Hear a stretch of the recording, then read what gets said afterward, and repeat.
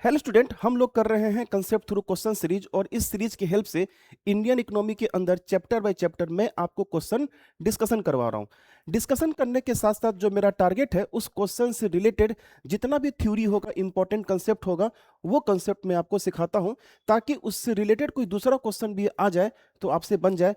और बस इसका एक ही टारगेट है, इंडियन इकोनॉमी पे आपका कमांड हो जाए और इकोनॉमी के एक भी क्वेश्चन एग्जाम में ना छूटे।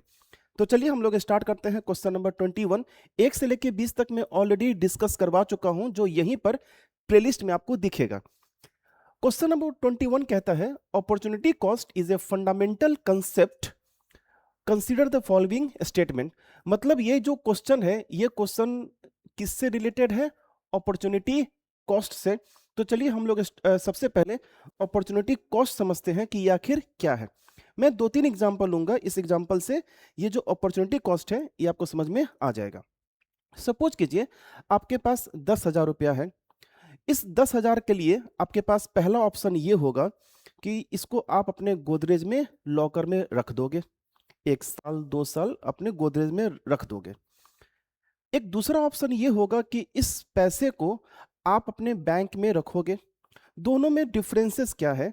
डिफरेंसेस यही है कि जो आप अपने गोदरेज में अलमारी में पैसा रखोगे वो 10,000 का 10,000 रुपया ही रहेगा, लेकिन यही पैसा जो आप बैंक में रखे थे तो 1 साल 2 साल के बाद इस 10,000 पे आपको कहीं ना कहीं कुछ अमाउंट में इंटरेस्ट मनी भी आपको मिलेगा।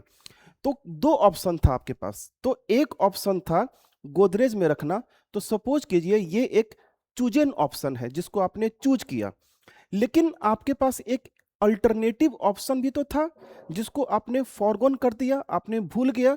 जो अल्टरनेटिव ऑप्शन था वो ये कि इस पैसे को आप बैंक में डिपॉजिट कर सकते थे और 10,000 तो होता ही होता, साथ साथ कुछ इंटरेस्ट मनी भी आप अर्न करते। तो दोनों में जो डिफरेंस अमाउंट होगा उसको ही बोलेंगे अपॉर्चुनिटी कॉस्ट। उम्मीद करता हूं कि थोड़ा सा आपको समझ में आ गया होगा अपॉर्चुनिटी कॉस्ट किसे कहते हैं। मैं एक दूसरा एग्जांपल लेता हूं। सपोज कीजिए कि आपको यहां से दिल्ली जाना है, पटना से आपको दिल्ली जाना है। दिल्ली जाना है तो आपने जो ऑप्शन चूज किया वो फ्लाइट का चूज किया और 6,000 का टिकट आपने परचेज कर लिया। तो ये आपका चूजन ऑप्शन था, लेकिन इसका एक बेस्ट अल्टरनेटिव ऑप्शन क्या था? बेस्ट अल्टरनेटिव ऑप्शन था कि आप ट्रेन से भी जा सकते थे। तो यदि आप ट्रेन से जाते तो हो सकता है कि महंगा टिकट भी लेते एसी का, तो 3,000 में टिकट मिल जाता राजधानी का। तो आप फ्लाइट से गए तो 6,000 रुपया लगा, लेकिन बेस्ट अल्टरनेटिव ऑप्शन क्या था कि आप ट्रेन से भी जा सकते थे तो 3,000 लगता। तो जो दोनों का डिफरेंस अमाउंट है 3,000 रुपया, यही है आपका अपॉर्चुनिटी कॉस्ट। क्लियर है? अब मैं बात कर रहा हूं, एक तीसरा एग्जांपल लेता हूं। सपोज कीजिए आपके पास कोयला है, तो इस कोयला से आप इलेक्ट्रिसिटी भी जनरेट कर सकते हो, इस कोयला को आप इंडस्ट्री में भी यूज कर सकते हो। यदि आप दोनों जगह यूज करो, लेकिन कहीं ना कहीं एक जगह अगर यूज करते हो तो दूसरी जगह पे कुछ तो है जो आपको कॉस्ट बेयर करना पड़ेगा, क्योंकि कोयला जो है वो लिमिटेड रिसोर्सेस है ना। आपके पास जो 10,000 रुपया था वो लिमिटेड मनी था, आपके पास जो दिल्ली जाने के लिए पैसा था तो भी लिमिटेड पैसा था, और आपके पास जो कोयला है वो भी एक लिमिटेड रिसोर्सेस है, स्केयर रिसोर्सेस है, जिनको आप या तो इलेक्ट्रिसिटी जनरेट करने के लिए यूज कर सकते हो और या तो आप इंडस्ट्री में यूज कर सकते हो।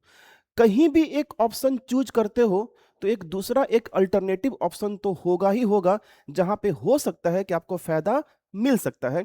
तो जो डिफरेंस होगा उसको ही बोलते हैं अपॉर्चुनिटी कॉस्ट। तो उम्मीद करता हूं कि इस 3 एग्जांपल से आपको यह समझ में आ गया होगा कि अपॉर्चुनिटी कॉस्ट किसे कहते हैं। अगर हम मैथमेटिकली बात करें कि सर ये जो अपॉर्चुनिटी कॉस्ट है, ये अपॉर्चुनिटी कॉस्ट एक्चुअली में है क्या, तो एक ऐसा ऑप्शन जिसको आप भूल गए, फॉरगॉन ऑप्शन। क्या है? फॉरगॉन ऑप्शन या फिर अल्टरनेटिव ऑप्शन। तो ये एक वो ऑप्शन है जिसको आप भूल गए, फॉरगॉन ऑप्शन, और एक वो ऑप्शन है जिसको कि आपने चूज किया था। तो फॉरगॉन ऑप्शन और एक है आपका चूजन ऑप्शन, दोनों में जो डिफरेंस अमाउंट होगा उसको ही कहते हैं अपॉर्चुनिटी कॉस्ट। क्लियर है? तो एक अल्टरनेटिव ऑप्शन था जिसको कि आप भूल गए, एक ऑप्शन जिसको आप चूज किए, दोनों में जो डिफरेंस अमाउंट होगा उसको ही कहेंगे अपॉर्चुनिटी कॉस्ट। और कहीं ना कहीं ऐसा इसलिए करते हैं कि हमारे पास जो नेचुरल रिसोर्सेस है, हमारे पास जो पैसा है, ये सब लिमिटेड है, इस सब की स्कार्सिटी है। क्लियर है? तो ये हमारा डिसीजन है, ये हमारा निर्णय होगा कि हम आखिर इस लिमिटेड रिसोर्सेस का किस तरीके से इस्तेमाल करें जिससे हमारा अपॉर्चुनिटी कॉस्ट ज़्यादा से ज़्यादा हो, हम लिमिटेड रिसोर्सेस का ऑप्टिमम यूटिलाइजेशन करें ताकि हमें बेनिफिट ज़्यादा हो। उम्मीद करता हूं कि अब ये क्वेश्चन आपसे बन जाएगा। क्वेश्चन क्या कहता है? पहला option, it is the value of next best alternative. बिल्कुल बात सही है कि 10,000 रुपया था, लेकिन जो बेस्ट नेक्स्ट अल्टरनेटिव क्या था कि इस पैसे को आप अकाउंट में रखते, बैंक में रखते, तो आपको इंटरेस्ट मिलता ना। तो ये बात बिल्कुल सही है। दूसरा, it rises due to scarcity. Of course scarcity तो है, पैसा कम ही तो है, जिसकी वजह से हम लोग इतना सारा कैलकुलेशन कर रहे हैं कि पैसे को वहां रखे या फिर बैंक में रखे, फ्लाइट से जाए कि ट्रेन से जाए। तो कहीं ना कहीं हमारे पास जितने भी रिसोर्सेस हैं वो लिमिटेड है, जिसकी वजह से हम लोगों को इतना सारा कैलकुलेशन करना पड़ता है। तो ये भी हमारा सही है। It is irrelevant in decision making. नहीं, ये बात गलत है। इररिलेवेंट, ये डिसीजन मेकिंग ही तो है कि हम चाह सकते हैं कि अपना बेनिफिट को मैक्सिमाइज कर सकते हैं।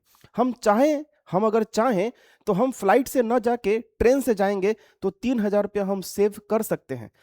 गोदरेज में पैसा न रख के हम बैंक में रखेंगे तो कुछ हम इंटरेस्ट मनी अर्न कर सकते हैं। ये डिसीजन ही तो है, इसलिए it is irrelevant in the decision making. नहीं, ये रेलिवेंट है, इररिलेवेंट नहीं है। सो ये वाला ऑप्शन गलत है, इसलिए 1 and 2 इज द करेक्ट। सो हमारा कौन सा? सी इज द करेक्ट आंसर। तो चलते हैं हम लोग अपने नेक्स्ट क्वेश्चन पे। उम्मीद करता हूं कि मेरे इतने से डिस्कशन से आपको कहीं ना कहीं कंसेप्ट बिल्डअप हो रहा होगा। आपको अगर लगे कि थोड़ा सा सर डेप्थ एनालिसिस थोड़ा सा और कीजिए, आप कमेंट सेक्शन पे लिखिए, मैं आपको इससे ज्यादा अच्छे से एग्जांपल से समझाऊंगा। चलिएगा, क्वेश्चन नंबर 22 क्या है? In difference curve represent consumer preferences, consider the following statement. अब देखिएगा, ये इन डिफरेंस कर्व क्या है? इन डिफरेंस कर्व, सपोज कीजिए कि मैं चाय पीना पसंद करता हूं, ओके, तो मैं कॉफी भी पीना पसंद करता हूं। मतलब ये कि अर्ली मॉर्निंग में अगर मुझे कॉफी मिल जाएगा तो भी कोई दिक्कत नहीं है, और मुझे अगर चाय मिल जाएगा तो भी मुझे कोई दिक्कत नहीं है। दोनों से मुझे इक्वल लेवल ऑफ सेटिस्फैक्शन मुझे मिल जाएगा। ओके, दूसरा एग्जांपल लेते हैं। सपोज कीजिए कि मैं शर्ट पहनना पसंद करता हूं, लेकिन इस शर्ट के जगह अगर मुझे टी शर्ट मिल जाए तो ये टी शर्ट भी मैं पहनना पसंद करता हूं, मुझे कोई दिक्कत नहीं है। मैं कार परचेज करने गया और मेरे दिमाग में मारुति सुजुकी भी चल रहा है और मेरे दिमाग में हुंडई भी चल रहा है। तो दोनों में से मैं कोई भी कार ले लूं तो मुझे इक्वल लेवल ऑफ सेटिस्फैक्शन मिलेगा। तो यहां पे मतलब है इक्वल लेवल ऑफ सेटिस्फैक्शन, ठीक है। इसको ही बोलते हैं इनडिफरेंस कर्व। तो इनडिफरेंस कर्व कुछ ऐसा होता है। इनडिफरेंस कर्व से क्या होता है कि जो कंज्यूमर को इक्वल लेवल ऑफ सेटिस्फैक्शन मिलता है, सो ये कहलाता है इनडिफरेंस कर्व। तो ये एक व्यक्ति का इनडिफरेंस कर्व है, उसी तरीके से ये दूसरे व्यक्ति का इनडिफरेंस कर्व होगा, तो ये तीसरे व्यक्ति का आपका इनडिफरेंस कर्व है। इसको ही बोलते हैं इनडिफरेंस कर्व, ठीक है। तो चलिए हम लोग आगे बढ़ते हैं। अब आपको ये समझ में आ जाएगा। It shows equal satisfaction combination, यही तो है। इक्वल सेटिस्फैक्शन कॉम्बिनेशन ही कहलाता है इनडिफरेंस कर्व। मैं चाय और कॉफी से सेटिस्फाई हूं, मैं शर्ट और टी शर्ट से सेटिस्फाई हूं, मैं हुंडई या मारुति सुजुकी दोनों के कार से मैं सेटिस्फाई हूं, मुझे कोई दिक्कत नहीं है, ठीक है। सो ये इनडिफरेंस कर्व से एक कस्टमर को इक्वल लेवल ऑफ सेटिस्फैक्शन मिलता है। सो ये स्टेटमेंट क्या है? सही है। इट स्लोप्स डाउनवर्ड, हाँ, ये इसका स्लोप कैसा होता है? डाउनवर्ड ही आपका होता है। ये स्टेटमेंट क्या है? सही है। टू कर्व कैन इंटरसेक्ट, नहीं, दो इंडिफरेंस कर्व कभी भी आपस में इंटरसेक्ट नहीं करते हैं। इंटरसेक्ट कहने का मतलब होता है कि ऐसा, ये ऐसा वाला पार्ट कभी नहीं होता है। इंडिफरेंस कर्व जब भी होगा तो वो हमेशा इस टाइप का ही होगा, इंडिफरेंस कर्व। ठीक है, तो चलिए हम लोग आगे बढ़ते हैं। तो क्वेश्चन तो बन चुका है। सो फर्स्ट एंड टू, दो स्टेटमेंट हमारा सही है, so B is the correct answer. Next question, ऐसा क्वेश्चन कई बार आ चुका है, ठीक है, जितनी गिनती करो, जितना गिनती करोगे उतना ही कम है। ऐसा क्वेश्चन कई बार आपके आ चुके हैं। So father of economics is, समझिएगा, इकोनॉमिक्स कहीं भी क्वेश्चन आ जाए, इकोनॉमिक्स का आ जाए या मॉडर्न इकोनॉमिक्स का आ जाए, इकोनॉमिक्स क्वेश्चन पूछे या मॉडर्न इकोनॉमिक्स पूछे, आंसर हमेशा सेम होगा, that is called Adam Smith. So Adam Smith को ही कहा गया है फादर ऑफ इकोनॉमिक्स या फादर ऑफ मॉडर्न इकोनॉमिक्स। ये एडम स्मिथ का जो बुक था, an inquiry into the nature and causes of wealth of nations, ये यहीं से स्टार्ट हुआ एक्चुअल इकोनॉमिक्स के कंसेप्ट का, जिसको कि कहा जाता है modern economics. So Adam Smith is the father of modern economics. Clear है, या फिर इकोनॉमिक्स का। अब मैं जरा बाकी स्टेटमेंट पे बात करता हूं। अगर मैं बात करूं कार्ल मार्क्स, ठीक है, तो देखिए इकोनॉमिक सिस्टम जो मैं लास्ट क्लास में मैं बताया भी था, इकोनॉमिक सिस्टम तीन टाइप के इकोनॉमिक सिस्टम होते हैं, market economy, non market economy और मिक्स्ड इकोनॉमी। तो ये जो नॉन मार्केट इकोनॉमी है, ये जो नॉन मार्केट इकोनॉमी है, इस नॉन मार्केट इकोनॉमी का ही कंसेप्ट दिया गया था किसके द्वारा? कार्ल मार्क्स के द्वारा। और कार्ल मार्क्स ने ही दो कंसेप्ट दिया था, मतलब नॉन मार्केट इकोनॉमी का ही पार्ट है, जिसको कि हम लोग बोलते हैं सोशलिज्म और कम्युनिज्म। तो कहीं भी क्वेश्चन अगर आ जाए सोशलिज्म या फिर कम्युनिज्म, ये दोनों कंसेप्ट आपके नॉन मार्केट इकोनॉमी का ही पार्ट है, जो कि दिया गया था कार्ल मार्क्स के द्वारा।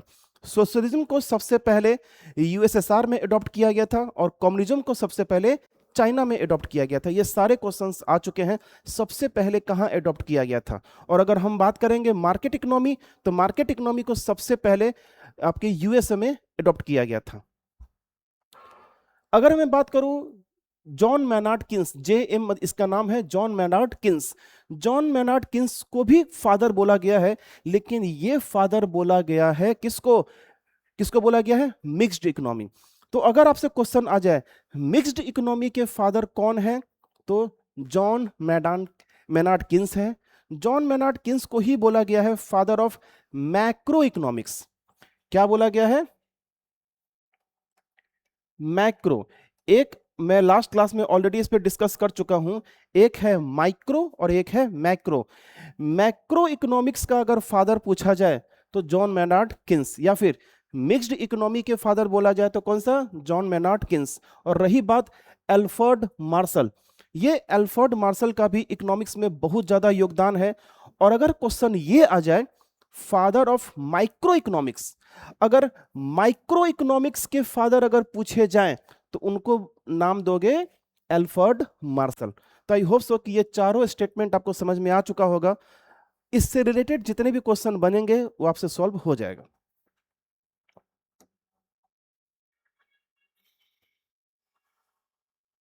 चलिए नेक्स्ट क्वेश्चन। नेक्स्ट क्वेश्चन है हमारा which is not an economic activity. देखिए इकोनॉमिक एक्टिविटी में ऑलरेडी बता चुका हूं, इकोनॉमिक एक्टिविटी वैसे एक्टिविटी को कहते हैं जिसमें मनी इन्वॉल्व होता है, जो जीडीपी से संबंधित होता है, रिलेटेड होता है, जो नेशनल इनकम को कंट्रीब्यूट करता है, और जो लव एंड अफेक्शन से नहीं बल्कि प्रोफेशनल एक्टिविटी हो, उसको ही बोलते हैं इकोनॉमिक एक्टिविटी। तो टीचिंग, अगर कोई आपको पढ़ाता है तो आपसे पैसा लेगा, वो एक प्रोफेशनल काम कर रहा है, इसलिए ये इकोनॉमिक एक्टिविटी, ये आपका क्या है? इकोनॉमिक एक्टिविटी है। रनिंग बिजनेस, कोई बिजनेस करता ही है इसलिए ताकि उसको मुनाफा हो, सो ये भी इकोनॉमिक एक्टिविटी है। बैंकिंग, बैंकिंग तो पूरा का पूरा मतलब प्रॉफिट बेस्ड ही होता है, सो ये भी इकोनॉमिक एक्टिविटी है। लेकिन वॉलेंट्री सर्विस, वॉलेंट्री सर्विस जैसे कोई एनजीओ वाले क्या करते हैं? सफाई का काम करते हैं, किसी को दवा देने का काम करते हैं, किसी को खाना खिलाने का काम करते हैं। तो voluntary service love and affection की वजह से है, यहाँ पे कहीं भी मनी इन्वॉल्व नहीं है, इसलिए वॉलंटरी सर्विस ये इकोनॉमिक एक्टिविटी नहीं है। So C is the correct answer. Next question है which is a public goods. देखिए दो टाइप के गुड्स होते हैं, एक प्राइवेट गुड्स और एक पब्लिक गुड्स। जैसे कि मोबाइल, कार, ये सब क्या है आपके प्राइवेट गुड्स हैं। पब्लिक गुड्स वैसे गुड्स को बोलते हैं जिसका इस्तेमाल सब लोग कर सकते हैं। जैसे कि अगर हम बात करेंगे इंडियन रेलवे सब इस्तेमाल कर सकते हैं, पब्लिक गुड्स है। रोड इसका इस्तेमाल सब लोग कर सकते हैं, नदी सब लोग इसका इस्तेमाल कर सकते हैं।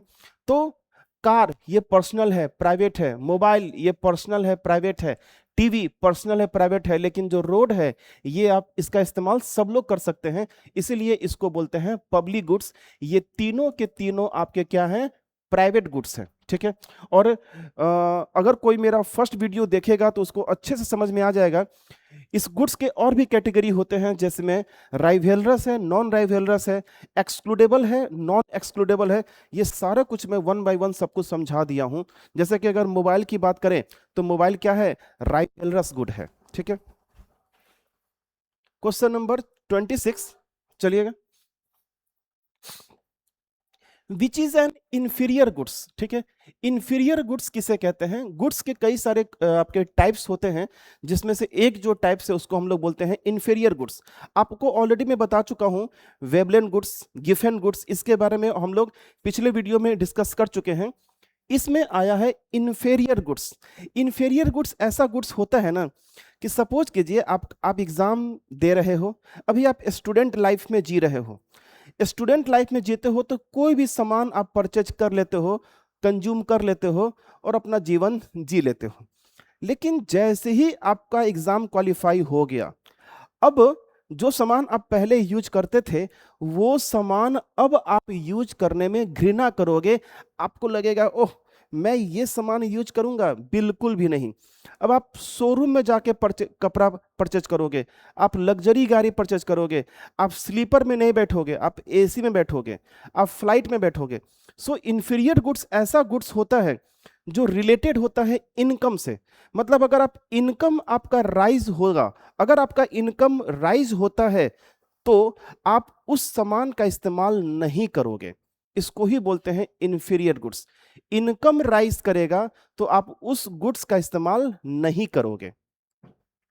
तो लग्जरी कार बिल्कुल, मतलब इनकम बढ़ेगा, लग्जरी कार आप यूज करोगे। गोल्ड, इनकम बढ़ेगा, आप ज्वेलरी परचेज करोगे। देखते हो हर बार जो छापा पड़ रहा है ना, तो बहुत सारे लोग जो अधिकारी लोग पकड़ाते हैं तो उनके यहाँ 2 केजी 3 केजी सोना निकल रहा है। लो क्वालिटी फूड्स, हाँ ठीक है। पहले रोटी खाना पसंद करते थे, लेकिन अब आपको चाहिए पिज्जा। पहले पहले चावल दाल चोखा खा लेते थे, अब चाहिए आपको बिरयानी। ठीक है। सो ये आपका इंफीरियर गुड्स है। ब्रांडेड क्लॉथ, पैसा लिसन, पैसा आपके पास ज्यादा होगा तो आप ब्रांडेड क्लॉथ परचेज करोगे ना। ठीक है। सो लो क्वालिटी फूड्स आप परचेज नहीं करोगे। यदि आपकी सैलरी ज्यादा होती है तो, आपका इनकम ज्यादा होता है तो, सो उसको ही बोलते हैं इंफीरियर गुड्स। आपसे कोई क्वेश्चन पूछे कि इंफीरियर गुड्स किससे संबंधित है, तो इंफीरियर गुड्स रिलेटेड है इनकम से। क्या होता है, इनकम बढ़ेगा तो उस गुड्स का इस्तेमाल लोग नहीं करेंगे। ठीक है। नेक्स्ट है question number 27, that is the single buyer market is. मैं देखिए लास्ट सेकेंड वीडियो में मैं ऑलरेडी आपको बताया था मार्केट के बारे में। मार्केट एक ऐसा जगह होता है जहां पे बायर्स और सेलर्स आपस में मिलते हैं और अपने अपने नीड्स को फुलफिल करते हैं, मतलब अपने अपने नीड्स को सेटिस्फाई करते हैं। क्लियर है। अब ये मार्केट के कई टाइप्स होते हैं, मार्केट के कई टाइप्स होते हैं, जैसे कि परफेक्ट कंपटीशन मार्केट होता है, ओलिगोपोली होता है, ड्यूओपोली होता है। तो कल के वीडियो में मैं ऑलरेडी इसके बारे में डिस्कस कर चुका था। इसमें से ही एक ऐसा मार्केट के बारे में ये क्वेश्चन पूछा है, सिंगल बायर मार्केट किसे कहते हैं। ठीक है, समझिएगा। Single buyer market, single buyer market एक ऐसा मार्केट होता है जहां पे बायर एक ही होंगे, सेलर कई सारे हो सकते हैं। मतलब बायर सिर्फ एक होंगे लेकिन आपके सेलर कई सारे हो सकते हैं, और ये सारे के सारे सेलर्स इनको सामान देंगे। ठीक है, इसको ही हम लोग बोलते हैं सिंगल बायर मार्केट, और सिंगल बायर मार्केट को ही हम लोग बोलते हैं मोनोप्सोनी। सो मोनोप्सोनी एक ऐसा मार्केट होता है जहां पे एक बायर होगा और कई सारे सेलर होंगे। इसका एग्जांपल नेशनल डिफेंस आर्टिकल। अगर नेशनल डिफेंस आर्टिकल की बात करेंगे, जैसे मिग 21, मिराज, राफेल, क्या हम लोग राफेल खरीदते हैं? नहीं ना, भारत सरकार खरीदती है, रक्षा मंत्रालय खरीदती है। तो बायर पूरे इंडिया में रफाल के मार्केट बायर कितने हैं? एक है, लेकिन जितने भी एयरक्राफ्ट होते हैं उन सारे एयरक्राफ्ट के सेलर तो कई सारे हैं। रसिया अलग है, जापान अलग है, यूएसए अलग है, चाइना अलग है। तो ये सब लोग अपने अपने एयरक्राफ्ट बेचते हैं, लेकिन बायर्स कितने हैं? तो एक है हमारा इंडिया। ठीक है, इसको बोलते हैं मोनोप्सोनी। क्या बोलते हैं? Monopsony. Monopoly market. Monopoly market एक ऐसा मार्केट होता है जहां पे दबदबा एक का होता है। मतलब ये एक ऐसा मार्केट है, ये मोनोपोली मार्केट एक ऐसा मार्केट है जहां पे सेलर एक होंगे, जहां पे सेलर एक होगा लेकिन आपके बायर्स कई सारे होंगे। जैसे कि इंडियन रेलवे, तो इंडियन रेलवे, भारत में रेलवे एक एक का ही है, इंडियन रेलवे, लेकिन पूरे भारत के लोग क्या करते हैं? इस इंडियन रेलवे सर्विस को यूज करते हैं। इसको बोलते हैं monopoly, monopoly market. Oligopoly. Oligopoly एक ऐसा मार्केट होता है, ओलिगोपोली एक ऐसा मार्केट होता है जहां पे 3 या 4, मतलब लिमिटेड नंबर ऑफ सेलर्स होते हैं, लिमिटेड नंबर ऑफ सेलर्स होते हैं, और बायर्स कई सारे हो सकते हैं। जैसे एग्जांपल के तौर पे हम सेलर 1, सेलर 2 और सेलर 3 बात करते हैं। लिमिटेड सेलर जैसे कि पेप्सोडेंट, सॉरी, जैसे कि टूथपेस्ट, तो टूथपेस्ट का कितना ही ब्रांड है, पेप्सोडेंट है, कोलगेट है ना, और मतलब अलग, जब बहुत ज्यादा, मैं मुझे खुद नाम याद नहीं आ रहा है, मतलब बहुत ही कम होते हैं। और ये सारे के सारे जो सेलर हैं, ये सारे के सारे सेलर आपस में इंटरडिपेंडेंट होते हैं। मतलब ये कि एक ने ऑफर दिया तो बाकी सबने क्या देगा? ऑफर देगा। क्लियर है? तो ये होते हैं ओलिगोपोली। क्या बोलते हैं? ओलिगोपोली। ओलिगोपोली में लिमिटेड नंबर ऑफ सेलर होंगे और बायर कई सारे होंगे। ड्यूपोली। ड्यूपोली एक ऐसा मार्केट होता है जहां पे सिर्फ और सिर्फ 2 सेलर होंगे, बायर्स आपके कई सारे हो सकते हैं। जैसे एग्जांपल के तौर पे अगर हम इंडियन इकोनॉमी में बीएसएनएल है ना, वीआई, इसको अगर हम थोड़ा सा हटा दें तो क्या बचता है? तो एक जियो बचता है और एक एयरटेल बचता है। आसपास आप देखिए ना, आपके घर में भी या तो एयरटेल होगा या तो जियो होगा। तो इस दोनों को हम लोग बोलेंगे डिओपोली मार्केट, जहां पे number of buyers, sorry, number of sellers सिर्फ 2 हैं और बायर्स आपके कई सारे हैं। क्लियर है? अगर हम कोल्ड ड्रिंक्स में बात करें, कोल्ड ड्रिंक्स में बात करें, तो अभी से 1-2 साल पहले तो जो सेलर थे कोल्ड ड्रिंक्स में, सिर्फ 2 कंपनी थी, एक पेप्सी और एक कोका कोला। इस पेप्सी और कोका कोला का ही वर्चस्व था पूरे कोल्ड ड्रिंक्स के मार्केट में। अब हो सकता है कि कैंपा आ गया हो, तो कोई कोई आ गया हो। अगर इन सबको हटा भी दे, मतलब ज्यादा डोमिनेंसी किसकी है? तो पेप्सी और कोका कोला का है। तो पेप्सी और कोका कोला को हम ये कह सकते हैं कि ये एक डिओपोली मार्केट है। समझ में आ गया बात? तो आई होप सो कि इससे रिलेटेड जितने भी क्वेश्चन आएंगे वो सारे आपसे बन जाएंगे।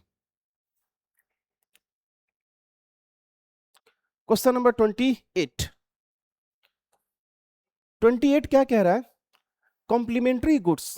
कौन इसके कॉम्प्लीमेंट्री गुड्स हैं? देखिए, 2 गुड्स को कॉम्प्लीमेंट्री गुड्स कब कहेंगे? जैसे मान के चलिए, ठीक है, कि ये एक कॉपी है, ठीक है, ये कॉपी है और ये मेरे पास पेन है, ठीक है, ये कॉपी और ये पेन है। अगर मैं आपसे ये कहूं कि इस कॉपी पे हम क्या करेंगे? लिखेंगे ना, इस कॉपी पे तो हम लोग लिखेंगे, लिखेंगे, और लिखेंगे तो हमेशा पेन से ही लिखेंगे। तो हम लोग कहेंगे ये दोनों आपस में क्या है? कॉम्प्लीमेंट्री है। ये दोनों आपस में क्या है? कॉम्प्लीमेंट्री है। ये अगर महंगा, कॉम्प्लीमेंट्री गुड्स वैसे गुड्स को कहते हैं जिसमें एक गुड्स यदि महंगा होगा तो दूसरा गुड्स ऑटोमेटिक क्या होगा? महंगा होगा। अगर एक गुड्स महंगा होगा तो दूसरा गुड्स ऑटोमेटिक महंगा हो जाएगा। क्लियर है बात, है ना? मतलब हम ये ऐसा कह सकते हैं कि जो एक गुड है वो दूसरे गुड पे डिपेंड करेगा, एक महंगा होगा तो दूसरा ऑटोमेटिक महंगा हो जाएगा। ठीक है, तो ये क्वेश्चन आपका ऑटोमेटिक समझ में आ जाएगा। T and coffee, T and coffee को हम लोग कॉम्प्लीमेंट्री गुड्स नहीं कहेंगे, हम टी हम टी और शुगर को कॉम्प्लीमेंट्री गुड्स कह सकते हैं कि अगर शुगर महंगा होगा तो चाय ऑटोमेटिक महंगा हो जाएगा या कॉफी ऑटोमेटिक महंगा हो जाएगा। सो चाय और चीनी का कॉम्बिनेशन को बोलेंगे कॉम्प्लीमेंट्री गुड्स, कॉफी और चीनी को हम लोग बोलेंगे कॉम्प्लीमेंट्री गुड्स, या फिर चाय और चायपत्ती को हम लोग कॉम्प्लीमेंट्री गुड्स कह सकते हैं कि एक महंगा होगा तो दूसरा ऑटोमेटिक महंगा हो जाएगा। ठीक है, सो टी एंड कॉफी को नहीं बोलेंगे कि ये दोनों आपस में क्या है, कॉम्प्लीमेंट्री गुड्स है।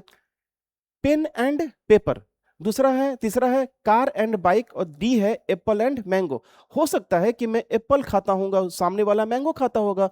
हो सकता है कि अभी अगर एप्पल महंगा है तो मैं मैंगो खाऊंगा, अगर मैंगो सस्ता है, मैंगो महंगा है तो मैं एप्पल खाऊंगा। सिंपल सी बात है, बिकॉज कि एप्पल और मैंगो में आपस में कोई रिलेशन नहीं है। उसी तरीके से कार और बाइक, कार और बाइक है, दोनों में कोई कोई रिलेशन है ही नहीं। मुझको बाइक का काम है तो मैं बाइक का यूज करूंगा, मैं कार का काम है तो कार का यूज करूंगा। ऐसा बिल्कुल भी नहीं है कि बाइक के महंगा हो जाने से आपका कार क्या हो जाएगा, महंगा हो जाएगा। लेकिन हाँ, अगर हम बात करेंगे पेन और पेपर, तो पेपर पे किससे लिखोगे आप, पेन से ही लिखोगे ना। सो हम ये कह सकते हैं कि ये दोनों पेन एंड पेपर, ये दोनों आपस में क्या है, कॉम्प्लीमेंट्री गुड्स हैं, कि अगर एक महंगा होगा तो दूसरा ऑटोमेटिक क्या हो जाएगा, महंगा हो जाएगा।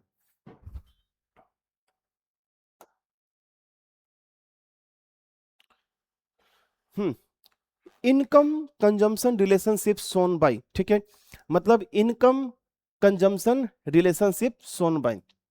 देखिए कई सारे कर्व दे रखे हैं, जैसे में डिमांड कर्व है, एंजल कर्व है, सप्लाई कर्व है, बजट लाइन है। देखिए मैं आपको ऑलरेडी डिमांड कर्व और सप्लाई कर्व आपको समझा चुका हूं।